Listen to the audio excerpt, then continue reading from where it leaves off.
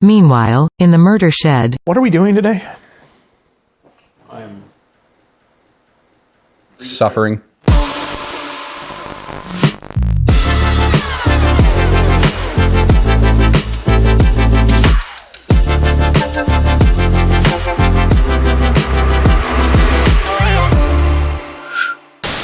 Welcome back to Deep in the Amazon, where we watch bad movies, so you don't have to.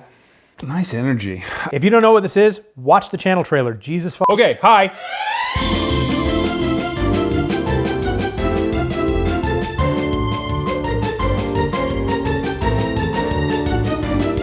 Let's go. The Witch, Cosmopolis, Deborah Logan, mid-90s, Hereditary again, Knives Out. How do you do that? Suspiria, Kevin. Suspiria, Yeah, something's wrong. Suspiria, yeah. Population 436. I have not seen or heard of Population 436. Okay, so we're gonna try Population 436. Let's look away. Okay, it's going. You have chosen. Still threatens, but will not. No!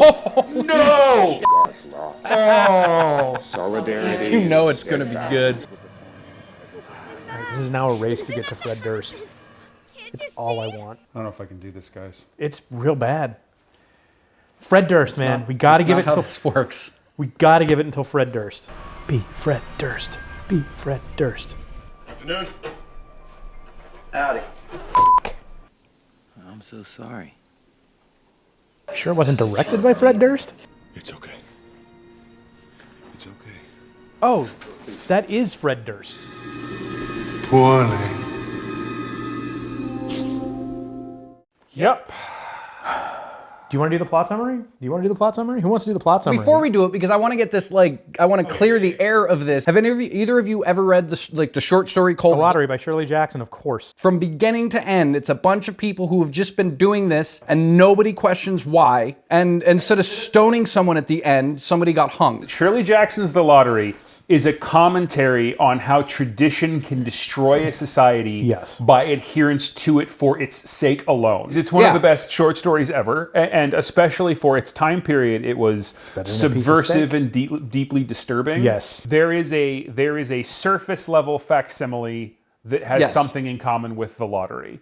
And beyond that, the only reason that The Lottery is an apt comparison at all is just to talk about how awful this movie is. You finally won the lottery.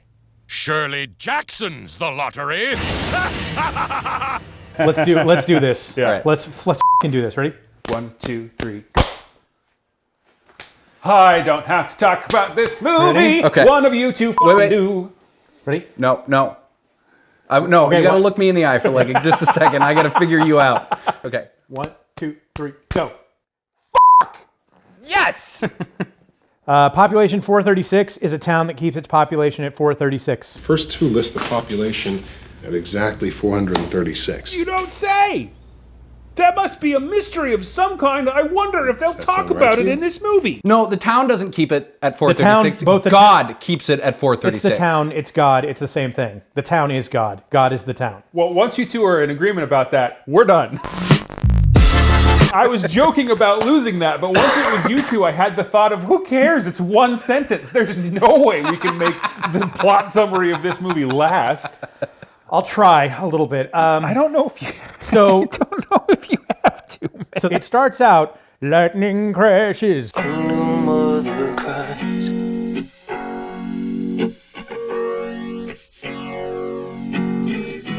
I'm amazed that they didn't use that song. Right?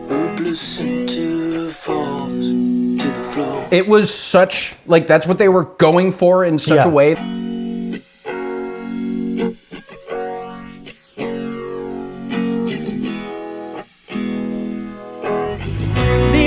It's just a pothole. He gets killed by pothole.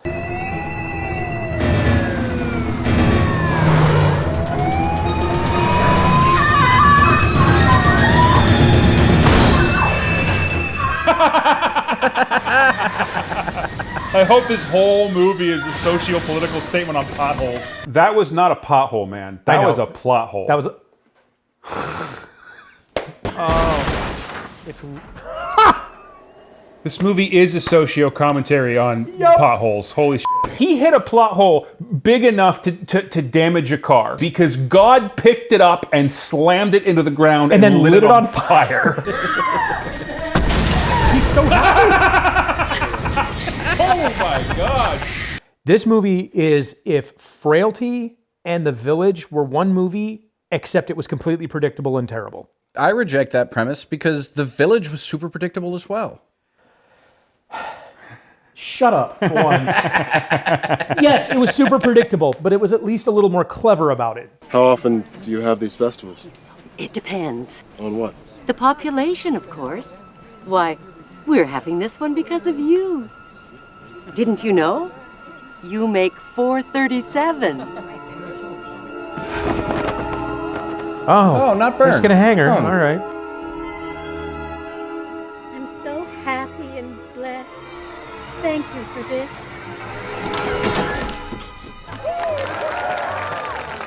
Oh my God. I don't get it. What is happening in this movie? It doesn't make any sense. It's so obscure and the meaning is so deep. I know it's got something to do with 436.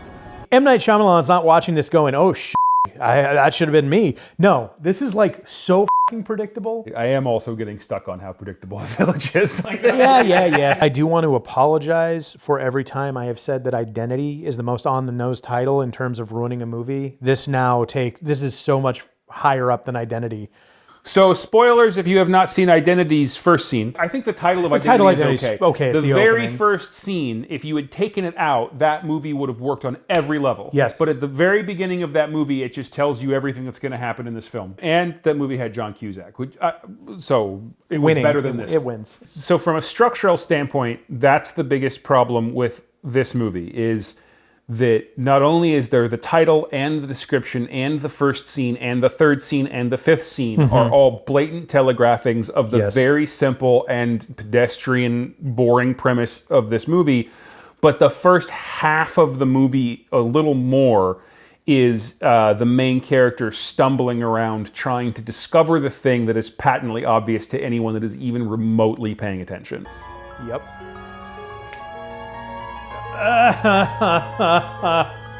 No.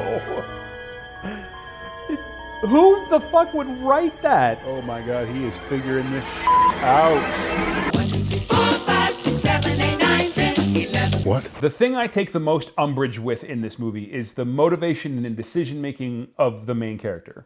I'm with the Census Bureau on assignment. Steve Cady. Because you have the movie start after the first scene. Yep. He literally stumbles across the Harbinger's gas station from Cabin in the Woods. It's literally that. The lambs have passed to the gate. They are come to the killing floor. Maybe you can help me. I'm a little lost. I'm looking for Rockwell Falls. There's a reason why it's there. There's a reason why it's in Cabin in the Woods, because it's a big enough trope that we all immediately got it, but that was funny. I'm looking for Rockwell Falls. I know I'm close. I must have turned. Huh. You know, according to my map.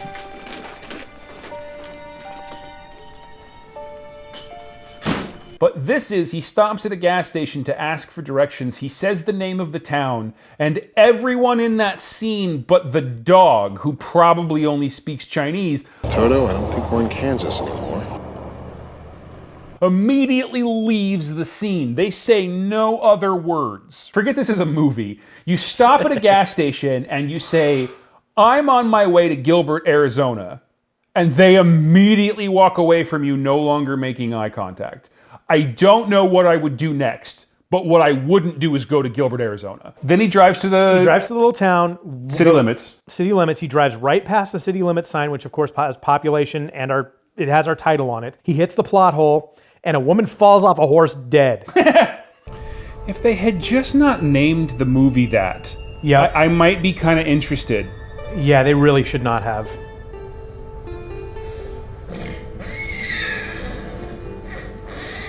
What? Oh. The woman that falls off the horse tells him to walk 50 miles away from the population sign of a town, the city limits of which he is clearly at. And then a deputy comes and tells him not to come into town, and then goes and talks to his people on the radio and comes back acting friendly as a clown. He keeps getting presented with terrifying and nonsensical information that clearly identifies this place as a cult, and still keeps innocently trying to stumble around and give everybody the benefit of the doubt. There is enough information that he doesn't need to solve this mystery to immediately leave. And so the only conclusion that you can draw is that the statement they're making in this movie is the United States Census actively hires stupid people. Steve Cady. And you did work for the census. So yeah, that all checks out. That's why I was so offended about this movie. Okay. Really quickly, do you think that you can take a stab at, do you think you can just kind of walk us through, or we can jump in occasionally, but I just mean kind of powering through it. Yeah, okay. I'm just going to give the summary, and then we're going to be done summarizing the movie because it's not worth summarizing beyond this.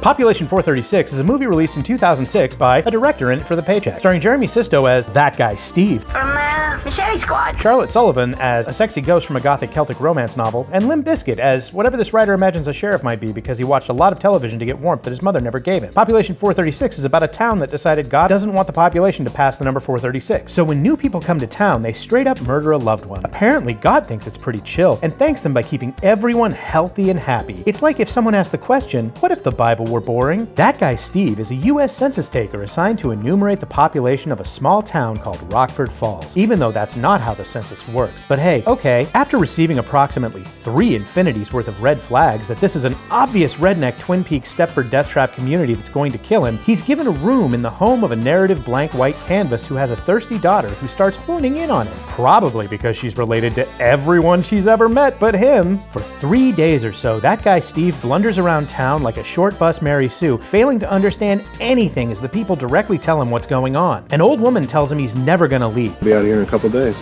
Oh, I doubt it, Mr. Cady. Have a nice day. He reviews the town's internal census numbers to find that the population has been precisely static since the first Civil War. A creepy old dude tells him, Learn to love it here.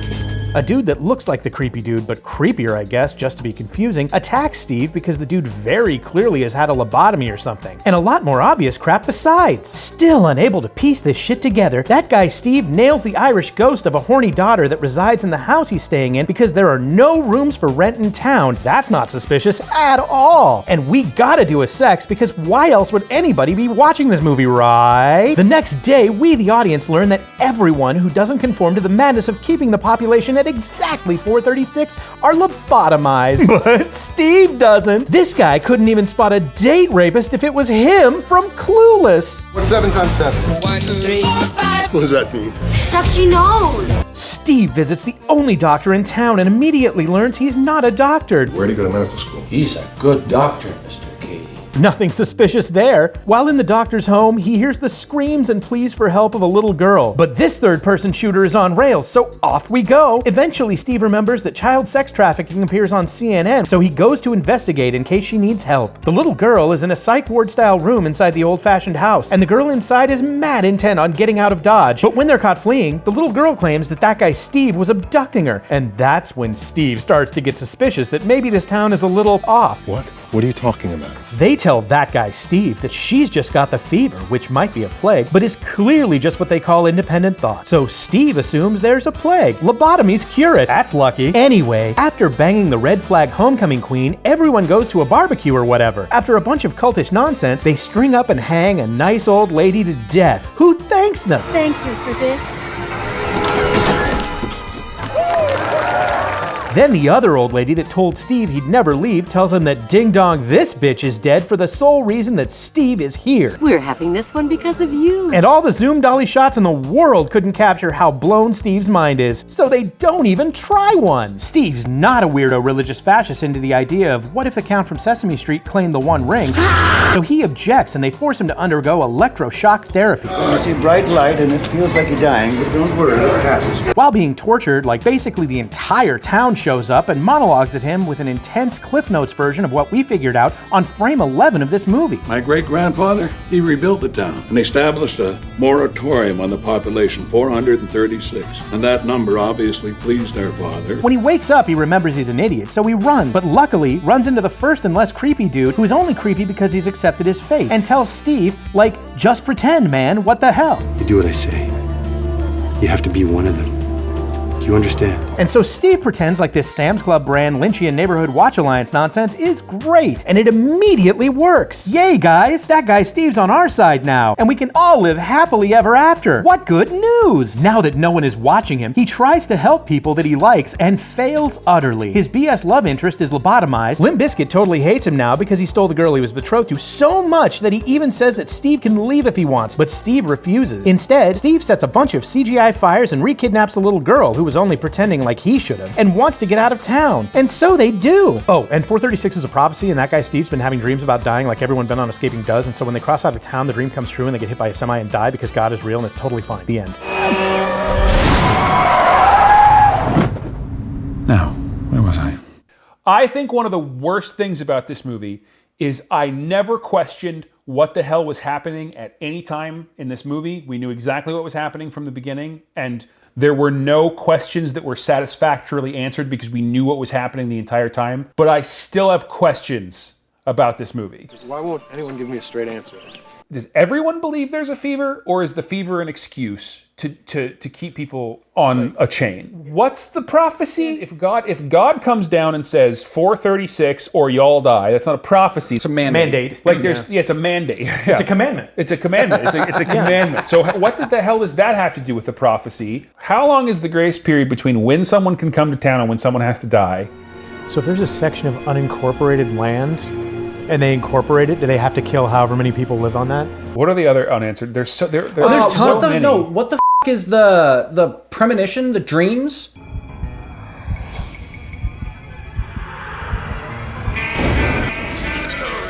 I hate this. Can't stop here. This is bad country. When he was talking to the guy that got there 8 years ago, he's like, have the bad dreams started? That's answered. It's how they're going to die. No, that's not what he's trying to say. Like, I get what you're coming from, but what he's trying to say is, if the guy that's been there for 8 years had a dream about his death, and that's what kept him from leaving, why was Jeremy Sisto having that dream before he even knew there was a town that you need to escape from? And he also didn't figure out that those dreams were real right up until the very end. Well, of course he didn't. He's Jeremy Sisto. Right. He didn't figure out anything about anything. Yeah. I mean, most of this movie is this guy not being able to put one and one together. I want to see a montage of this character reciting the alphabet, like how long it would take and how many false starts he would have. 1, 2, 3, 4. Easy, honey.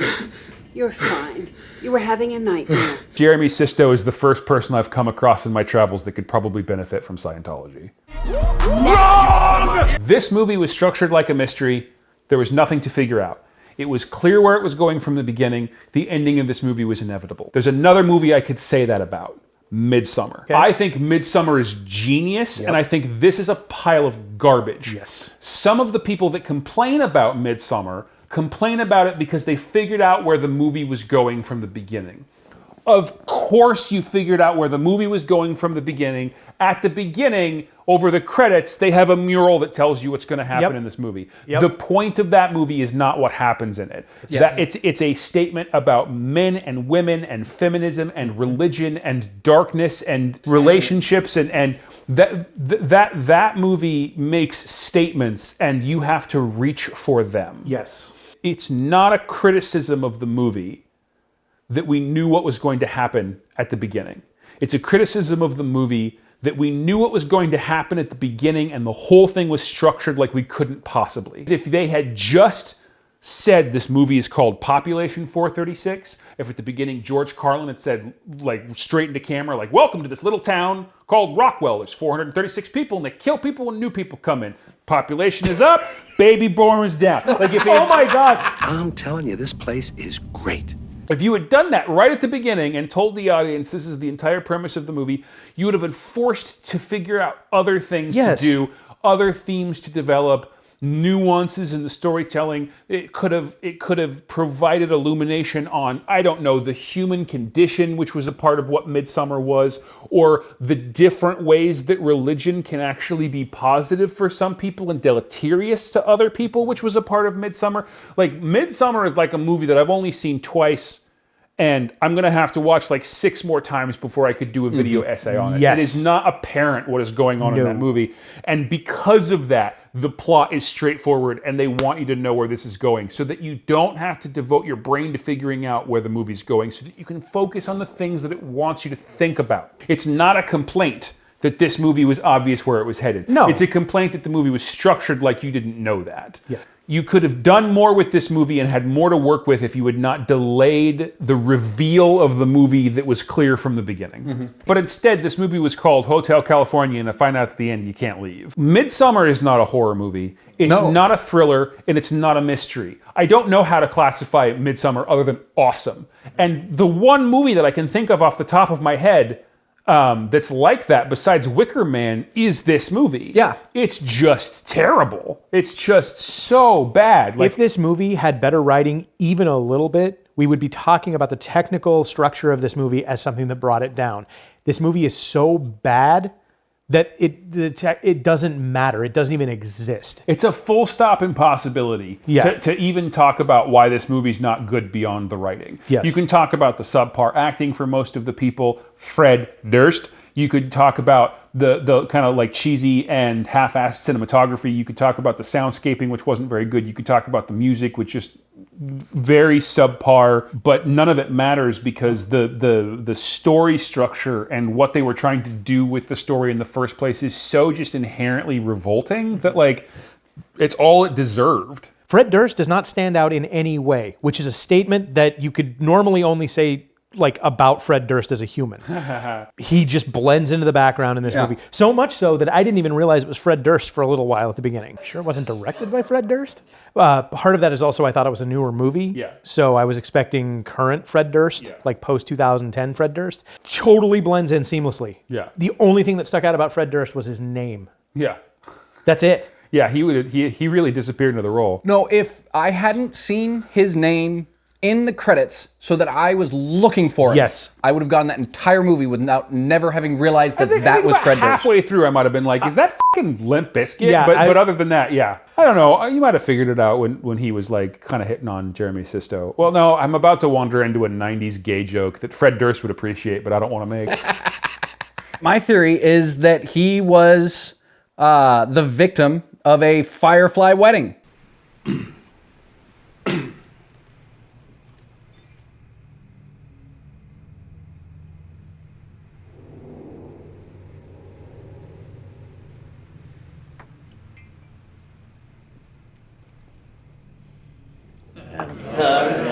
He got married to Fred Durst. How drunk was I last night? Well, I don't know. I passed out. It makes sense because Fred Durst is clearly in love with him. At one point, they're talking while shooting, and Fred Durst says, "You used to be married, right?" And he says, "Yes." And Fred Durst goes, "She must have been amazing." She passed away. I'm so sorry.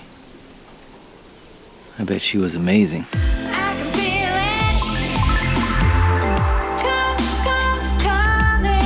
Which is why he was so upset at the end. Yeah. Oh my God. Because he was betrayed by his f***ing wife. I'm confused, Steve-O. I was in love with 2 people, and one's dead and a boy, and the other has a lobotomy. This has not worked out for Fred Durst. No. That could be said about What has his worked life. out for Fred Durst ever?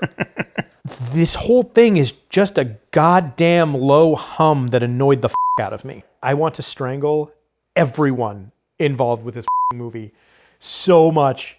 I've never hated the people who've made a movie more. And I've seen Inception. All right, speaking of, should we rate this thing? 1. What? Oh. Yeah. I gave it a 1. You gave it a 1. Taylor gave it I a gave 1, it a 1. which rounds up to 1.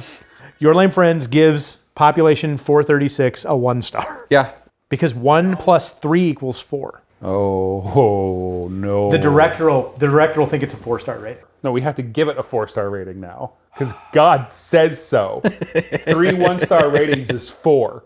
God says so. Through God, all things are possible, so jot that down. For our viewing audience at home, Don't watch Population 436. Don't. Go watch Midsummer instead. Go watch Midsummer. Go watch any other movie with. Go watch The Wicker Man title. Yeah. You would enjoy the remake of The Wicker Man more than this because it's nonsensical and terrible. But at least at one point, Nick Cage punches a woman while he's dressed as a bear. Like, I mean, there's that. That happens. No, seriously. Watch any other movie with numbers in the title. Lucky Number 11. Watch Room 1408. That's a good one. Yeah. That's better than this. Yeah. Everything we say would have been a better movie every time we talk right now. So Cop Dog was a better movie. Cop Out was a better movie. No. I'm sorry. No, I think by our consensus, this is the worst movie that we've seen. Yes. In this show. Mm-hmm. Yes. But it is absolutely the most pedestrian possible execution of this premise. All right. Well, as always, that was Deep in the Amazon. This is Your Lame Friends, and we're sorry. We're sorry. We're sorry. Look at what you're doing to this poor lad. We're doing it. I know. His f***ing eyes are bleeding. We can't blame our audience that doesn't exist for something we're doing to ourselves on purpose.